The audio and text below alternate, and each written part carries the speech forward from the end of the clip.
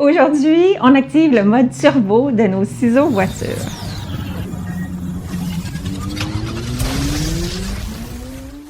Arrête de chercher, je vais te montrer une astuce qui va te permettre d'aider un enfant en apprentissage à découper avec plus de contrôle, à développer son endurance et à manipuler le papier avec plus d'efficacité durant les virages.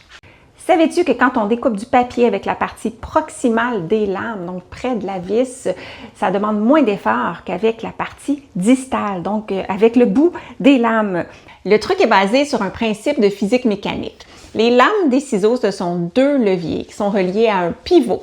Plus la charge est loin du pivot, plus elle va être lourde. C'est un peu comme une balançoire à bascule. Plus tu éloignes ton ami du pivot, plus d'efforts tu vas devoir fournir pour le soulever. Pour le papier, c'est la même chose. Plus il se déplace vers le bout des ciseaux, plus il va demander de la force pour être coupé. Voici la preuve.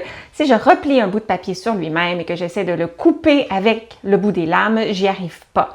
Mais si je déplace le papier près du pivot, là, pour la même force que je fournis sur mes anneaux, j'ai plus de puissance et je suis capable. Maintenant, comment l'enseigner aux enfants? Eh bien, comme pour toutes mes stratégies de découpage, on va commencer par capter son attention, son intérêt, en jouant avec des petites voitures et en s'amusant à activer leur moteur turbo. 1, 2, 3.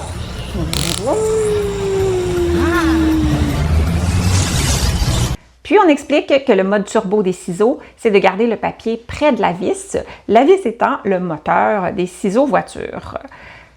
Et afin de rester toujours en mode puissance turbo, on ne referme pas les ciseaux complètement d'un coup à l'autre. Et au besoin, on peut dessiner des petits éclairs d'énergie avec un crayon sur les lames comme aide-mémoire d'où placer le papier. Et si tu aimerais apprendre d'autres stratégies de découpage, voici des suggestions de vidéos. À bientôt!